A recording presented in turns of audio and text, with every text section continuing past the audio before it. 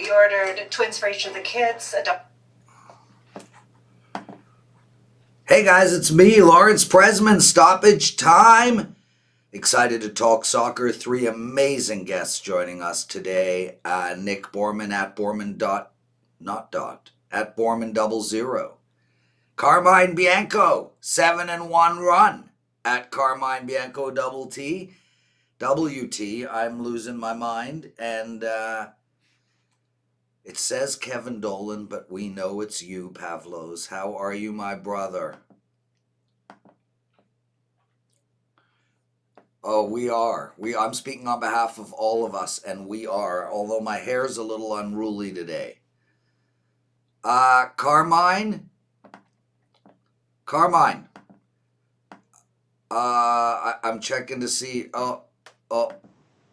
Yeah, we're streaming. We were having a little bit of issues, but now we are good to go. Dude, fill us in. You're on a 7-1 run. You got a 5% play tomorrow. Let's start right there. All right, yeah, it's one of those. It's weird. I think I talked about it on Twitter yesterday. It's one of those roller coaster ones. The soccer guys here know. You get on a big run, and then you inevitably know that there's going to be a downward trend. I had a downward trend that quickly turned back the other way, and it's an upward trend again. 7-1. A couple MLS winners last night.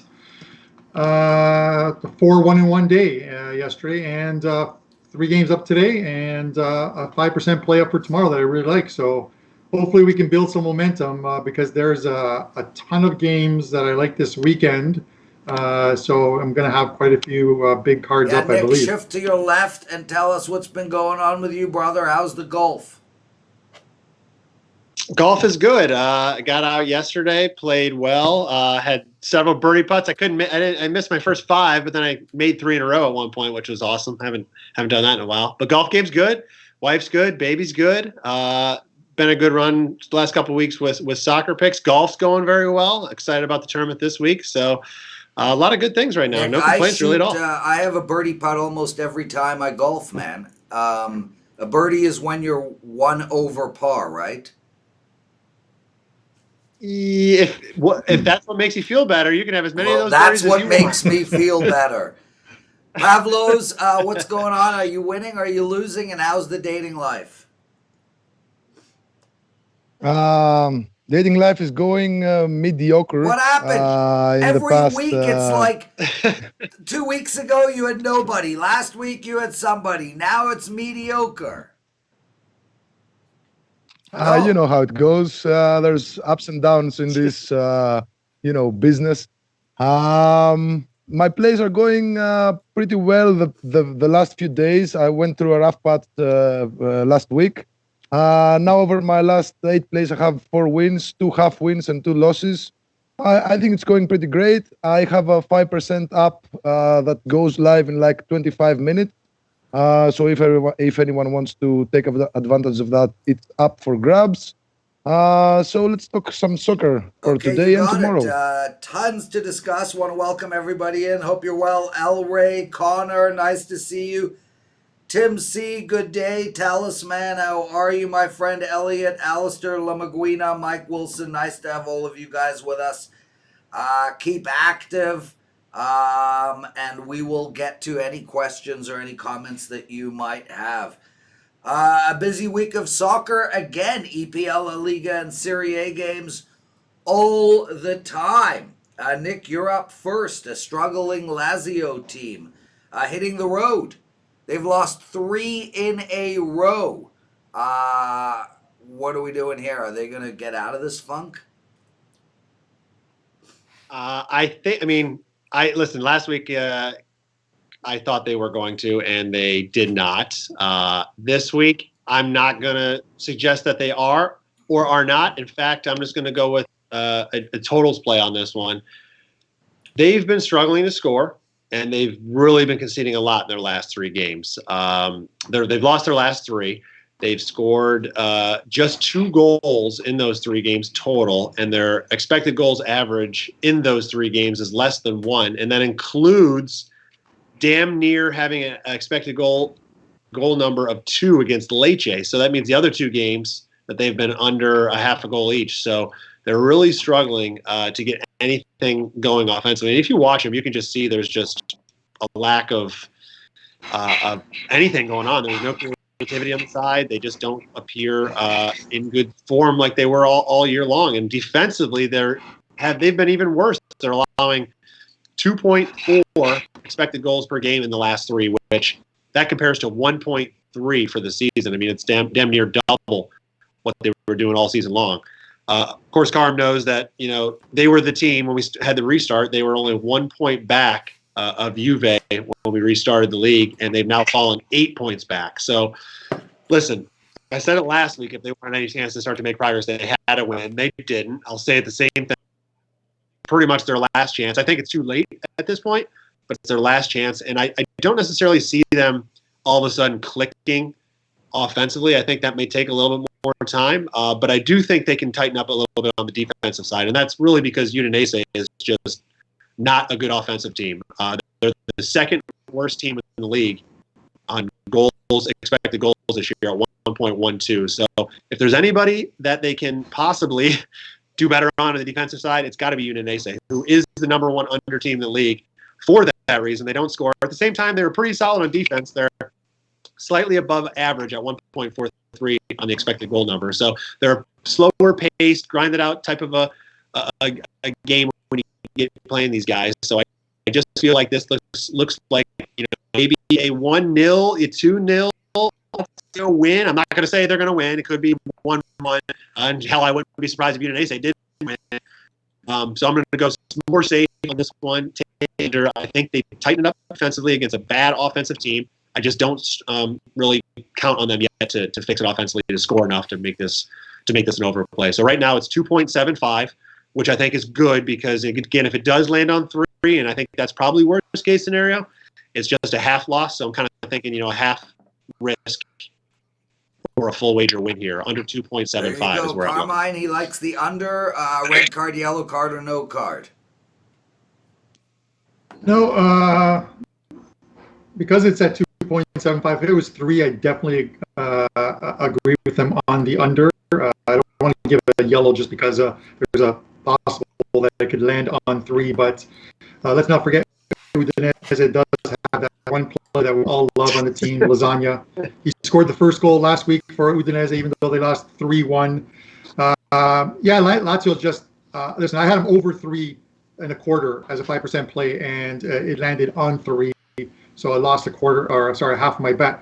They just look so pedestrian, like that attack that looked so good before. The only race I think they really are in right now is to try and get Immobile the golden boot. Top scorer said 29 goals. Ronaldo is not on 8. Nick and I discussed this. Juve is going to start Ronaldo pretty much every single game the rest of the season. Football, again, that thing, because the ego that Ronaldo has, he needs to have that scoring title. It's just the way it is. So I think that's the only race. We'll see what Immobile does today. Pavlos, red card, yellow card, or no card for Nick's under in the Lazio game? Listen, guys, I just have to say this. In 6 matches after the break, Lazio have had some pretty interesting results. Now, in 5 of those 6 matches, the team that did not win. And in 4 of those matches, the halftime, full-time result was the reverse. I mean, Lazio against Atalanta, up by 2-0 in the first half, and lost in the next against Fiorentina. The first goal, the halftime was on Fiorentina, and Lazio scores 2 goals in the second half, another overturn in the result. In the next game, Torino against Lazio, Torino scored the first goal, Lazio scored 2 goals in the second half, and it's another overturn. So I don't know what is going on. We all know that the Serie A is not the cleanest of leagues, and I see a very, very weird pattern of results in the post-break era. So I wouldn't be surprised if Udinese scored the first goal and then Lazio somehow managed to turn it around, or if it's the other way around. I personally am on a slight yellow card on this one, just simply because Lazio are doing some really weird stuff, and I don't think it's very clean. So yeah, if any of the teams scores the first goal, I would go. I would bet on the other team.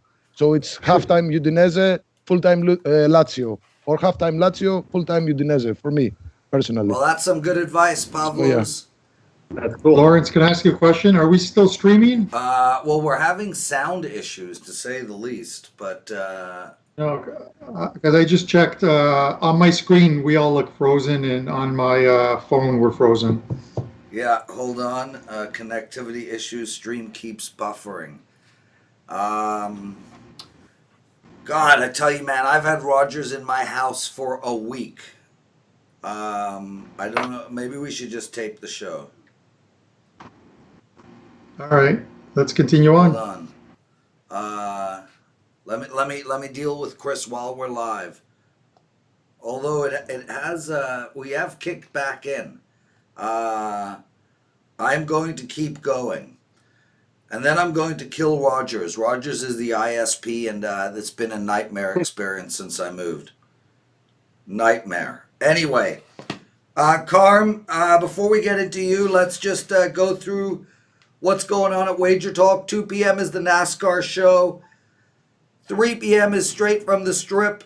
Minty, Gianni, and I will be joining as a guest. We'll be discussing the UFC fight card for Wednesday and Saturday, so that'll be a great show.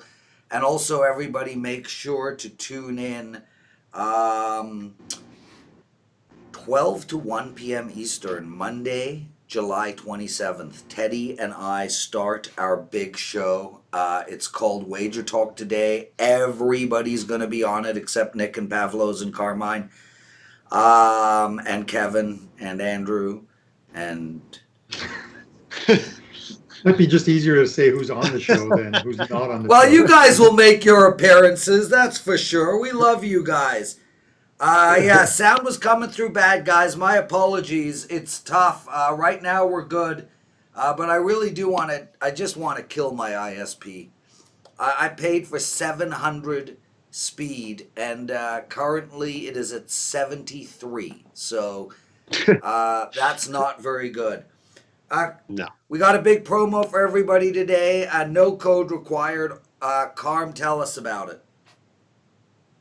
Yeah, so this is a Champions League package. The Champions League finally returns on the 5th of August with some Europa League games first and then Champions League games. So they're going to finish all the League 2s of the round of 16 first. Obviously, the 4 games that still need to be played are Man City, Real Madrid, Juve, Lyon, Napoli, Barcelona, and Chelsea and Bayern Munich. Then they'll go straight into, and they're being played at the teams' home stadiums. Then they're going straight to Portugal, where they'll play the quarterfinals and semifinals and finals over a 10-day period. They're all one-off games, so that they're not two-leg affairs. Get every single play. That's 22 games total, 11 on each side of Europa and Champions League. Every single play for $99. We'll also have some game day props in there. So pick your favorite capper, and no coupon code needed. Just go to his page, click on the Champions League special, $99. You'll get every single play, 22 of them in all, right up to the finals on August the 23rd. There you go, boys. $99. That's pretty cheap. Welcome to the show, SB. Jake, I can't see your picture. Why don't you just tell me what it is? I'm sure it's like a Boston Bruin or something that is going to annoy me. With love. G Sports, nice to see you. One Time Sports, how are you? Joe McMullen, thanks for letting us know the audio has gotten better. Carm, you're up. We're talking EPL. Leicester City, man. They take on Sheffield United. Blah, blah, blah. Where are we going with this game? Yes. Blah, blah, hey, blah. The blah, blah is how a like world-class host sets up their guests. Absolutely. Absolutely. This is an interesting game. Like the restart, we all know if you follow the EPL, restart hasn't been kind to this Leicester team.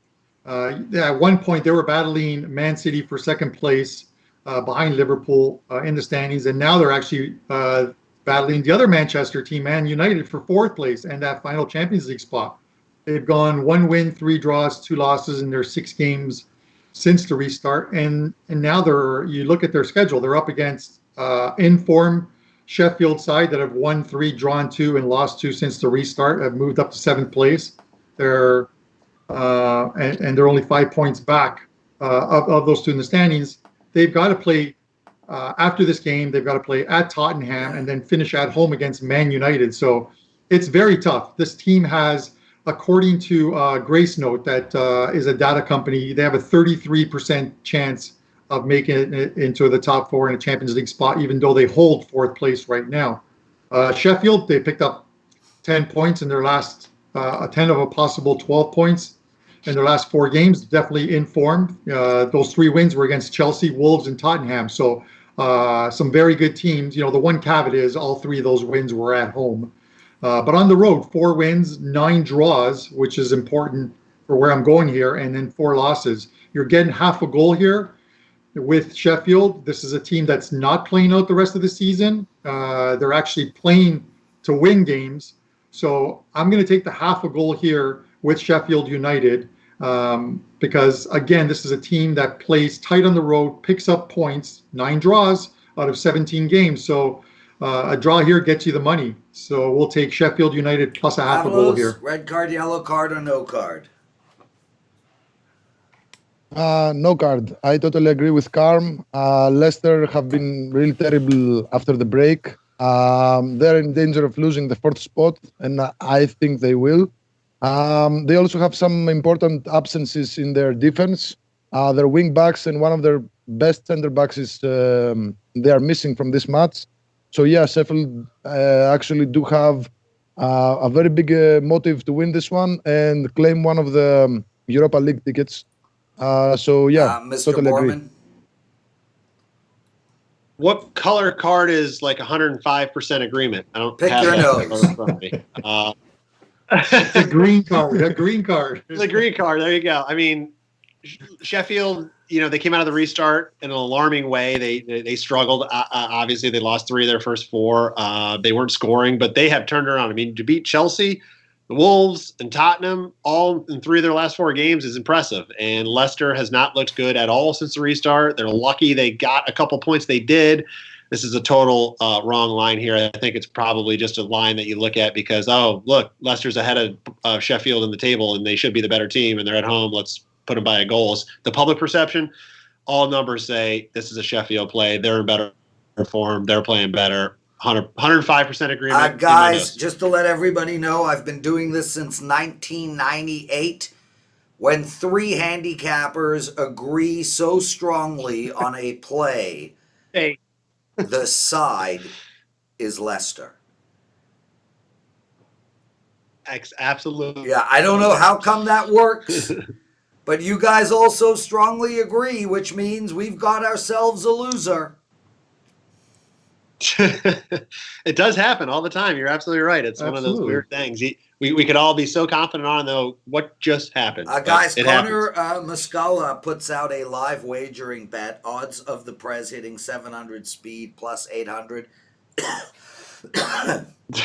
Connor put me down for a dime on it not happening. You could go with plus 30 million. At this rate, I'm never getting close to 700. I have gotten to 609. That is my record. Andrew McGinnis, nice to see you. Hope you're feeling better, my friend. Let's get to the next game. Pavlos, Arsenal versus Liverpool. Liverpool needs 7 points to hit the magic 100. 3 games to go. First question, are they going to care? Are they going to try to get there? And second question, where do we bet in this game? Well, Coach Klopp said that he's trying to infuse the team with a few younger guys in order to give them some experience playing with the main team, and also to protect some of the big names ahead of the other Champions League matches they have. They, of course, they do need. They really want to break the 100-point barrier. They can do so with 2 wins and 1 draw in their last 3 matches. I don't think they will not care in this match. Now there's.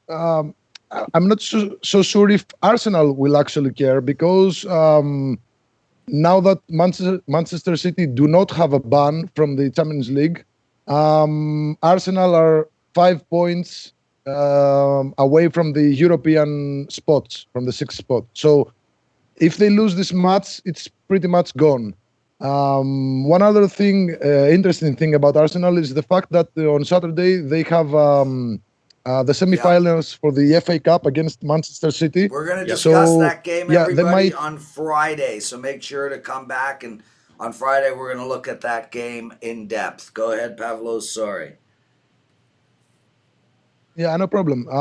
So I wouldn't be surprised if they shifted their focus to that match instead, since the train to Europe has pretty much left. I mean, there's a lot of stuff that have to go their way in order for them to finish at the top 6.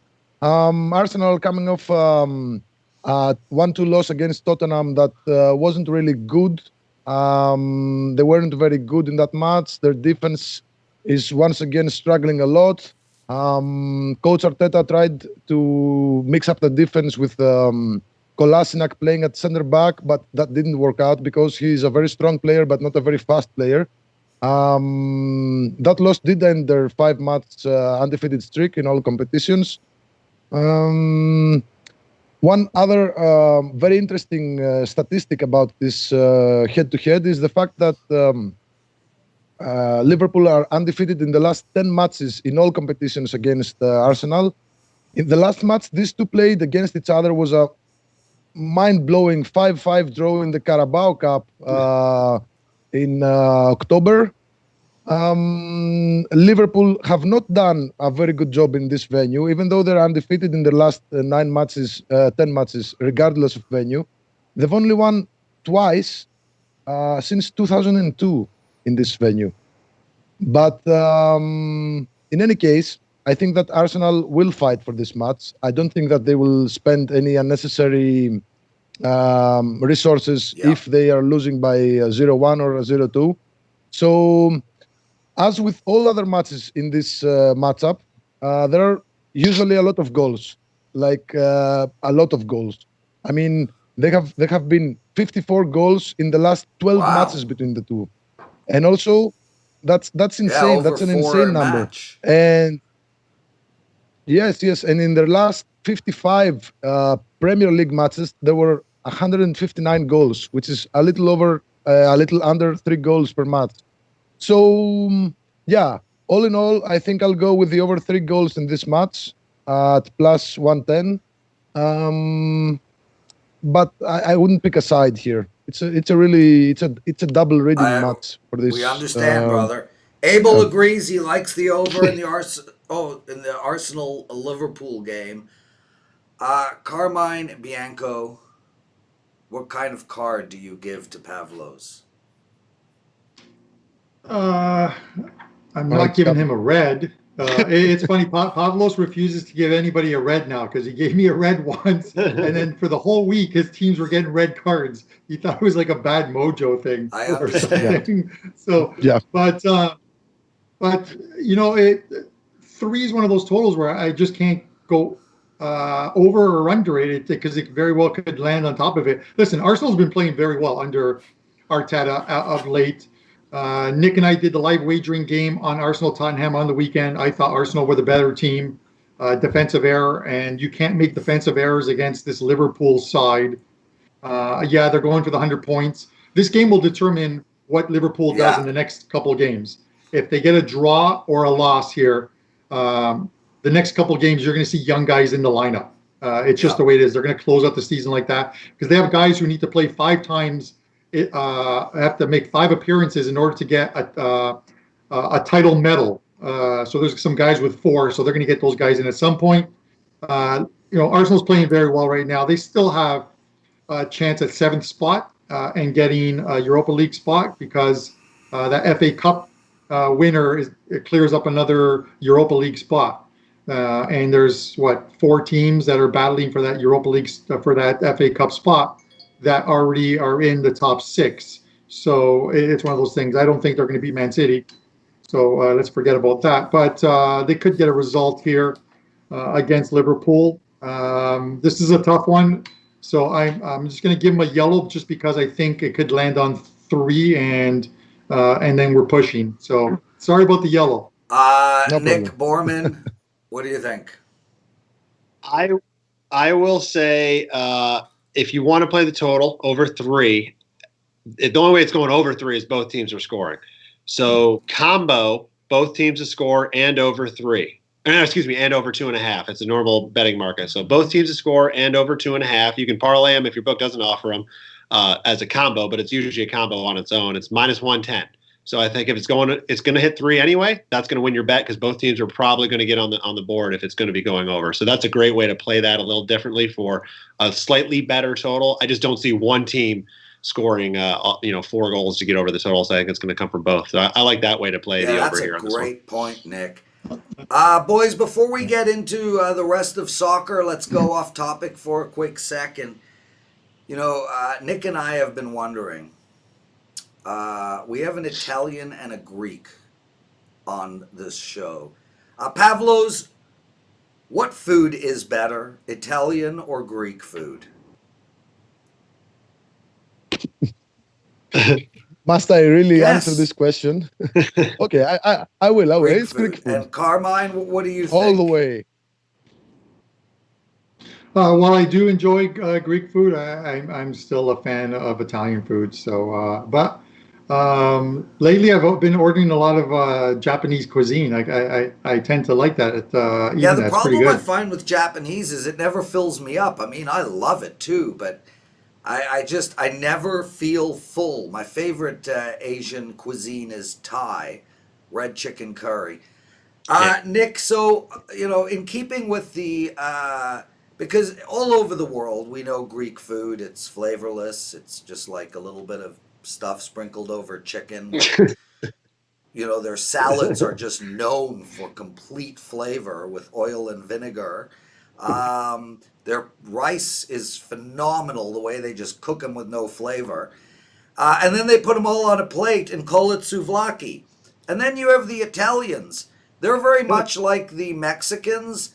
They basically sit around and think to themselves, okay, what can we do with 5 ingredients? If we flatten the spaghetti, we'll call it fettuccine. If we tie the exact same spaghetti in a knot, we'll call it a bow tie. If we turn it and twist it, we'll call it rigatoni. I call it pasta, but they've come up with an amazing ability to turn the same spaghetti into 17 different things. On top of that, their flavoring is very similar to the Greek flavoring. They sprinkle a little tasteless oregano into it. So, looking at the 2 of the most famous cuisines in the entire world, tasteless Greek with no imagination or creativity, or semi-flavorless Italian with a ton of creativity because they only have 2 ingredients available to them. Which would you pick? Well, Italian is known as it's not as healthy for you, right? You got all the carbs. You go to Italy and just a little they're bit- skinny as hell. So, I mean, taste-wise, you got to go the Italian side. If you're in that kick of you're fit, you're active, you want to eat nice, light, you want to go that route, you got to go probably to the Greek side. So I'm kind of back and forth. Personally, I grew up eating more Italian. My parents didn't make a lot of Greek food growing up, so I'm biased to the Italian side. I like the flavor.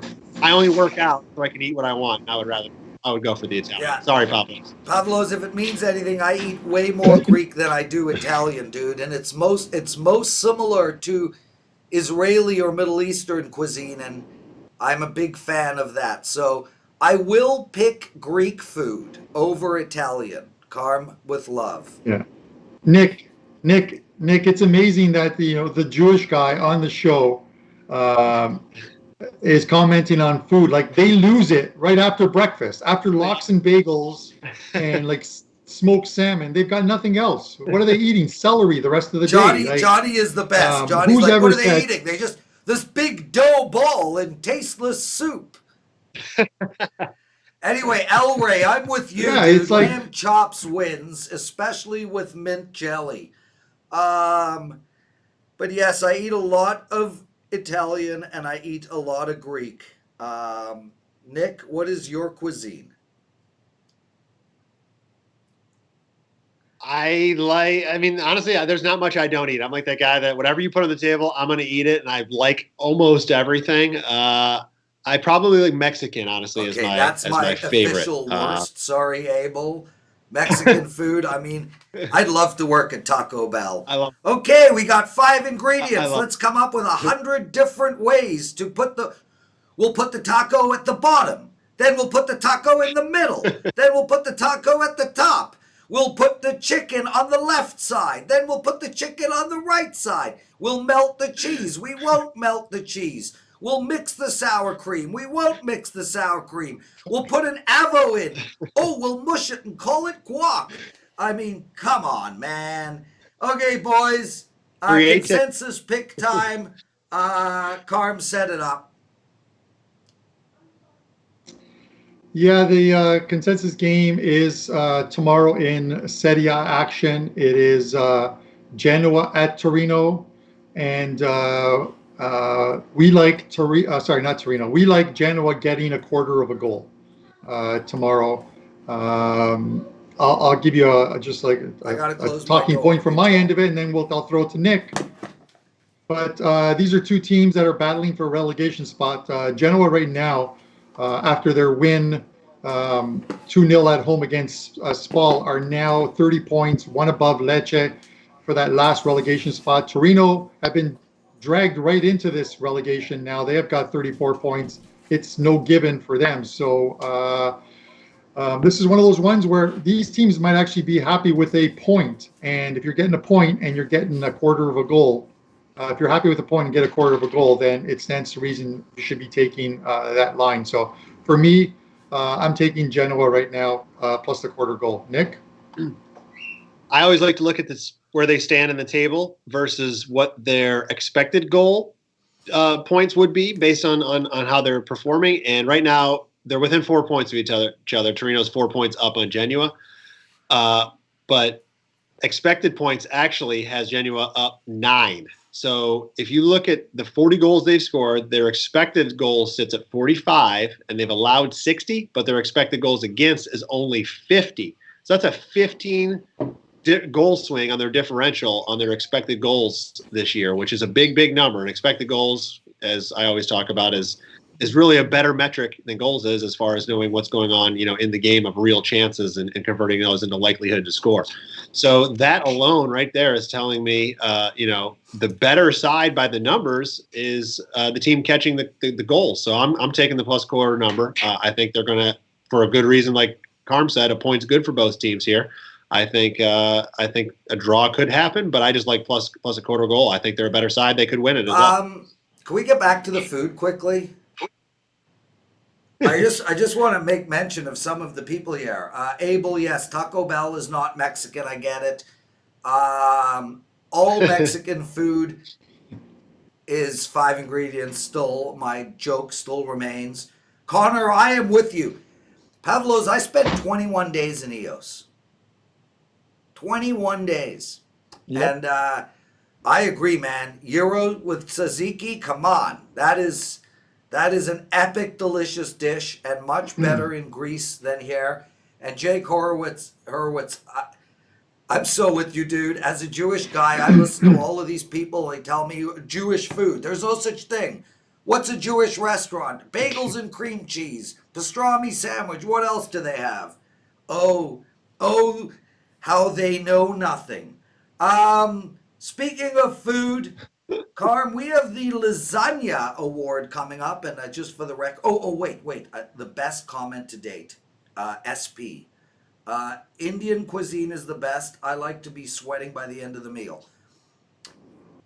I just want to say, SP, Indian food is the best. There is Indian food Slightly below is Thai food, and then there's all others. Both Indian and Thai are a work of art. These are master chefs with their curries. Oh my God, butter chicken, garlic naan, beef samosa. Namaste. Carm Lasagna Award. I have no focus today. Yeah, my lasagna award is not going to go to a team. It's not going to go to a player. I told Nick and the boys in our chat prior to the game, Juventus and Atalanta, that the referee for that game, the official, Piero Giacomelli, lifetime, has officiated 13 Juventus games. Their record in those games, 12 wins, 1 draw. 2 penalties awarded to Juventus in that game, although both deservedly they were handballs in the box, so they are penalties. But somehow he found a way of giving Juve a penalty in the 88th minute, I think it was, to get us, or 90th minute, to get us the 2-2 draw against Atalanta. So the lasagna award for me goes to Piero Giacomelli. So this is your segment. Am I supposed to ask Nick and Pavlos for their lasagna award? Nick, yeah. Okay, Pavlos, Absolutely. lasagna us. That award goes to Valencia for me. They played against Leganes on Sunday. Valencia are a team that are actually fighting to get inside the top 7 and claim a Europa League ticket. And what happens? I had a plus 0.5, I think, plus half a goal on them. They conceded the first goal on the 28th minute through a penalty kick. That was actually Leganes' only shot on goal. Then Leganes, they receive a red card at the 54th minute. And then Valencia, they lose a penalty kick. They are up a man for more than 30 minutes, and they don't score a goal. So the Lasagna Award goes to Valencia this week. For me, they gave me a heartburn. Look at that. I can understand lasagna giving you heartburn. For most, it gives them the shits. Yeah, it's really bad. Nick, talk to us. My lasagna award goes to another food in Bologna. Whoa! They Bologna getting the lasagna award. They were my 5% top play last week. They were up 2-0, 90 plus third minute. Parma scores 1, 90 plus 5 minute. God. They scored 2. So I got beat so bad. Not only that, I had correct scores: Bologna 2-0 and Bologna 2-1. Both were perfect. Everything was perfect, and I got lasagna. Okay, well, Sorry, I'm cheering. I'm cheering here because Man City just scored. So they're my team right now until somebody gives me a shirt. Connor. Well, I had over 1.5. I've got a shirt coming for you. I ordered 2 jerseys, one for you, one for Nick. Not the same team, but Nick knows what he's getting, and you'll have to wait to see what you're getting. Do I get the girl that was in the picture you sent me with the jersey? I'm going with a no. Sure. We have a lot of people dissing Yes, Indian food right now, but we're going to move away from our Indian show. Okay, Friday, big card Friday. You, Carmine, Nick, and Kevin. We're going to talk about the FA Cup. What else is on tap, Carm? It's a big weekend, and I think all of the guys are going to have monster plays from what our chat is talking about. We all seem to like games. We don't all agree on games, which is always great because, as Prez said, when all 4 guys or all 3 guys on this show agree on something, you sort of have to go the other way. Which, oddly enough, going full circle, Prez, we all think you're doing a fantastic job today. Not today. Thank you. I appreciate it. I am off the mark today. Those sound issues threw me for a loop. Then I got hungry. I want to give all 3 of you, and we'll end here. I want to give all 3 of you a chance to guess what I ate for lunch today. Carm, you go last. Nick? I've never Peanut butter eaten and that jelly. in my entire life. Move on. Pavlos. Very, Greek very food. close. Carm. I think that you had, unless it was our good friend Chef Corey that brought it to you, I'm going to say you had Yes! a shawarma. The same thing I eat almost every single day of my life. A shawarma. I can't get. But Pavlos, that is very close, right? I mean, there's very little difference between a Yeah. shawarma and a gyro. So, Yep. anyway, boys, what a fun show. Love doing this, guys. 19 minutes from now is the NASCAR show. Make sure to check that out as well. 3 o'clock, I'm back with Minty and Gianni the Greek. We're talking UFC. What movie to watch, Prez? I really like The Old Guard. Came out on Netflix.